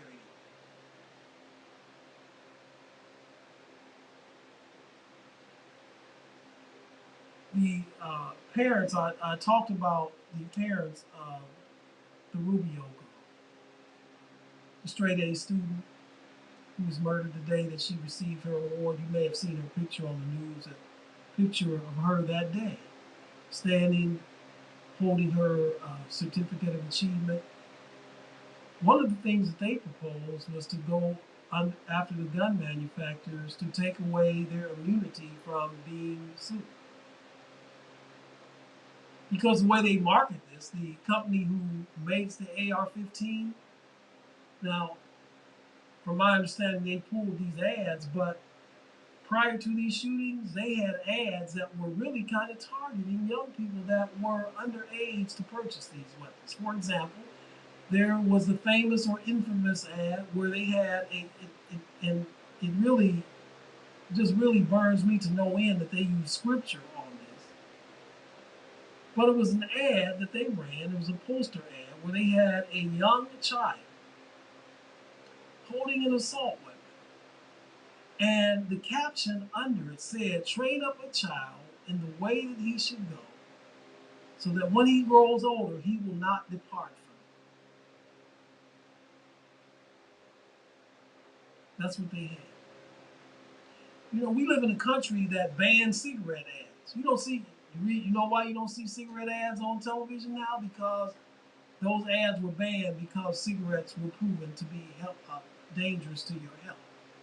For lung disease, heart disease, emphysema, COPD, all the things that nicotine does to your body. Cigarette ads, I grew up in a time when there were cigarette ads on television. It was around the 70s that a bipartisan effort came together to ban cigarette ads because they were harmful to an individual's health. But I guess AR-15s aren't harmful to an individual's health. Well, there were 31 people who were killed in 2 separate mass shootings last month. 21 in Texas, 10 in New York. I think their families would tend to disagree with you. So if you have any comments or takes on that, 216-939-5087, 216-939-5087. On Thursday, the January 6th Commission had hearings in prime time. Basically what they did is they made an opening statement to lay out their case.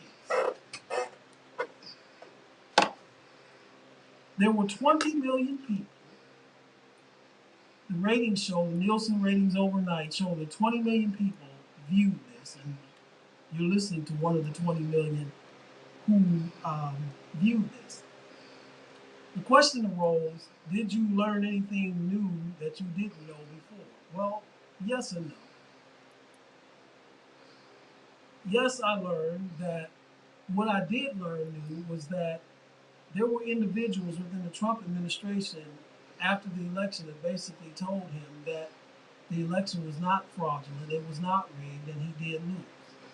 Former Attorney General Bill Barr, who I'm no big fan of, if you listen to the show long enough, when he was Attorney General, I basically said that he was nothing but the personal attorney for President Donald Trump. But even him, Bill Barr himself, told the president in no uncertain terms, he said that your claims that the election was fraudulent and that the election was stolen from you, those claims are BS, except he said the word. But gas, horror of horrors, guess who else said that they believed Bill Barr and told former President Trump the same thing? Oh no, Ivanka Trump. Mm. You know, the daughter, wife, Ivanka Trump, the same one who her father, the former president, said, and I quote, that if she were not his daughter, that he would want to date her. I'm not going to get into the sickness of that now. We've talked about that already. I'm sure any of you fathers out there,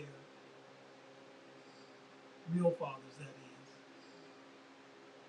have never had those kind of thoughts about your daughter, but I digress. Yes, Ivanka Trump herself said that she believed Bill Barr when he told her father that the election was not rigged, that there was not voter fraud, and that the election results were what they were.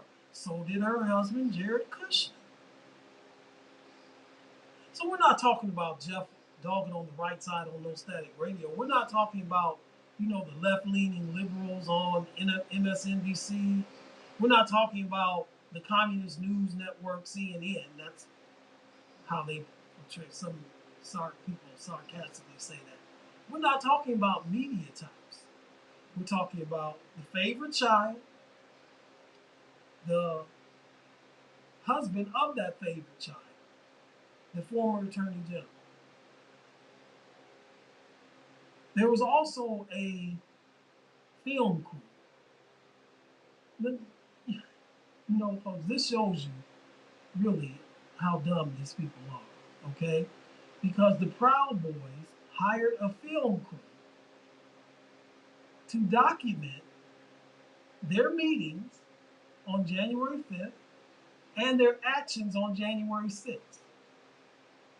In other words, to film the evidence.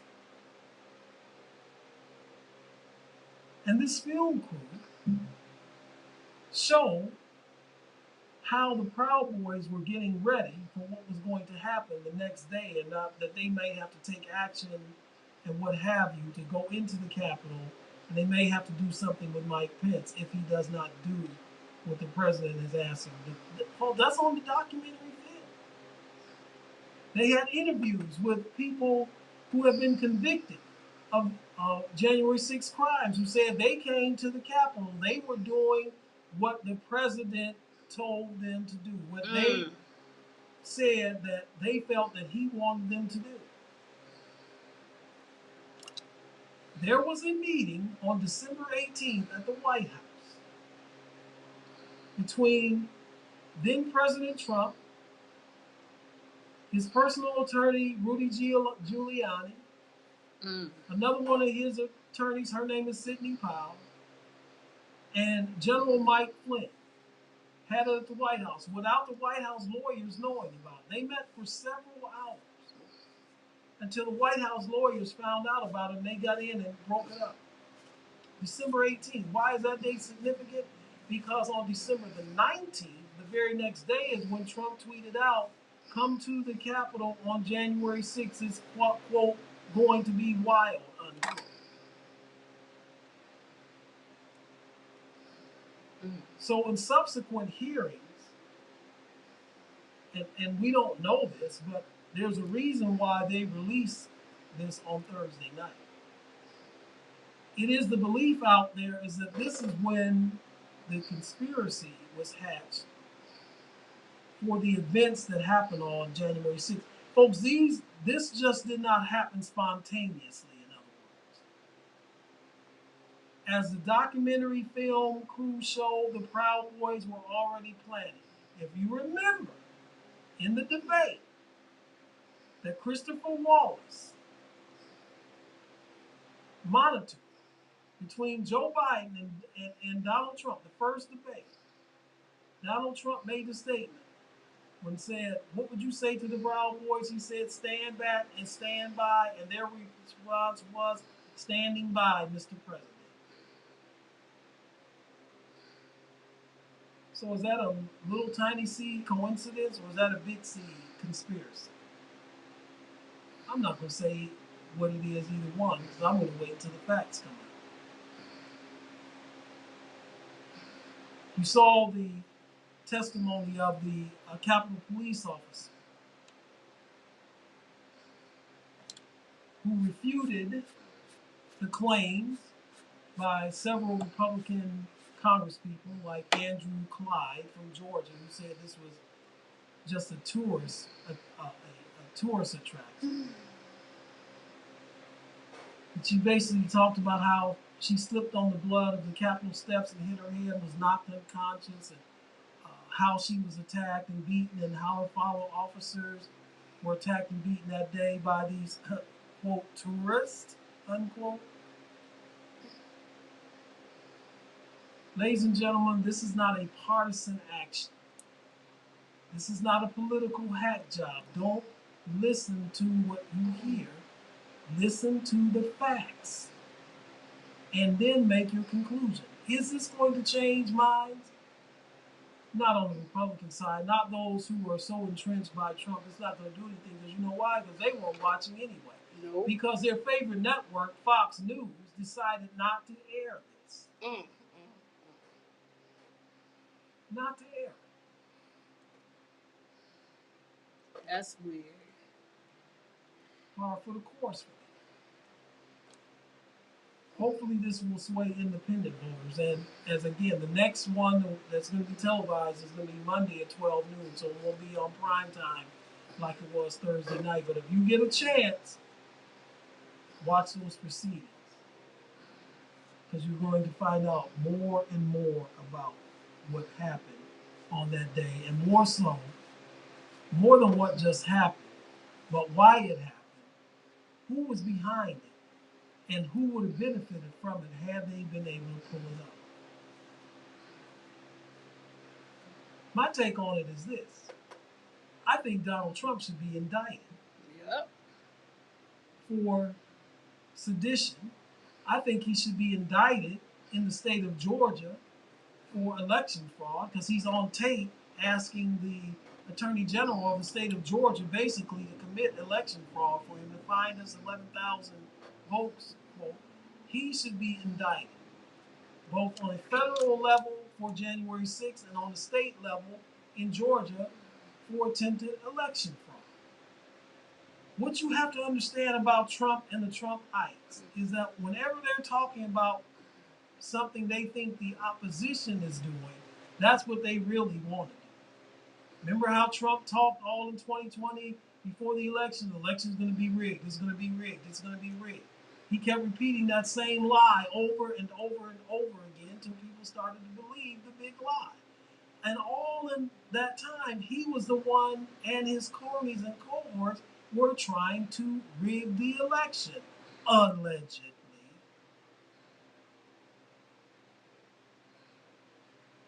So watch this space. We'll have more on that next week as we see the second hearing on this coming Monday at 12 noon. We're almost at the end of our program, so I want to do as we do each week, give our hero and our zero of the week. Our hero of the week, I'm awarding this to 11-year-old fourth grade, now fifth grade student since the school year ended. Maya Cirillo. And that name is spelled M-I-A-H, by the way. Cerrillo. She is our hero of the week. I'm really praying for her. My heart breaks for her. Mm-hmm. Because of what she had to witness. Yes. Honorable mention for Heroes of the Week are all of those who testified before the committee. The mother of the 17-year-old young man in Buffalo. The parents. The Rubio parents. Can't imagine the heartbreak they're going through now. The pediatrician. Didn't even mention the police officer who talked about the dangers of these high-capacity weapons. Miss Pringle, the representative from the National Education Association. But young Miss Cirillo is our hero. Yeah, I don't know if you're listening or not, or anybody in your family is, but listen. You are a hero. And I'm praying that you'll be able to come through this and be stronger on the other side of coming against the nightmares and the trauma and the PTSD and all of that. And that one day you won't be afraid to go to school again. That you won't no longer live in a society where you're wondering if somebody's going to come through the door with a military-style weapon and gun down your teacher and friends. So for the incredible courage you show, the incredible strength you show, you are our hero of the week. Our zero of the week is collective. Our zero of the week is every Republican in the House who voted against the gun legislation that was proposed on Thursday. That did pass the House, but has now gone to the Senate. And those of you that are in the Senate, because I'm already including you, because I know you're not going to vote for it, you're our zeros too. Mm-hmm. Because you put the gun lobby and the NRA ahead of your constituents' lives. You've been listening to the right side on No Static Radio. We don't do the static, but we sure don't bring the noise. Once again, we want to thank our guest that we had in the first hour, Garrett Bush of 92.3 The Fan in Cleveland, Ohio, and of the podcast and the various other outlets he's on. I want to thank all of you who took time to listen on various media that you listen, those who watched us today on Facebook and YouTube. But right now, I can see that my time is up. Thank you very much for your time, and until next Saturday at 3 p.m., shalom.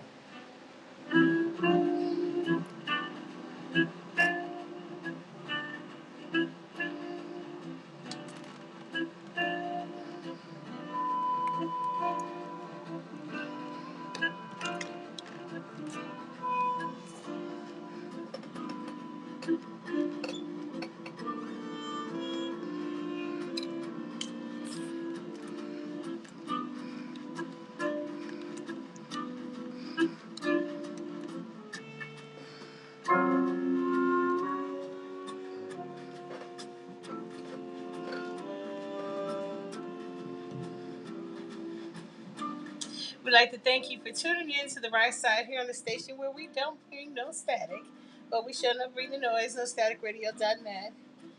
We want you guys to make sure that you check us out on social media where we absolutely love to hear from you on Facebook.com/No Static Radio LLC, on Twitter at No Static _radio, on Instagram at TheReal_No Static Radio, and on YouTube at No Static Radio.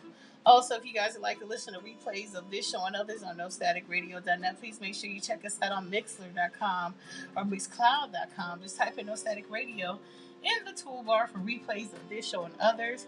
And for continuous streaming, that means no rebuffering, no refreshing the page. Just sit back, relax, and wait for your next show to pop up. Check us out on TuneIn.com, LiveOnlineRadio.net, or MediaQ for continuous streaming of this show and all others on the platform, and for all things on Static Radio, including upcoming events, merchandise, and in-depth with all our great show hosts. Please check out our website at www.nostaticradio.net. We want to thank you so much for tuning in on this sensational Saturday, and we'd like for you to enjoy the day. And you know what it is, we've got more music for your listening pleasure here on your voice of the revolution on staticradio.net, powered by Google, sponsored by Lamont Avenue Wines, the Cleveland Rugby League, and designed me exclusively. Be safe, be well, and have a great weekend.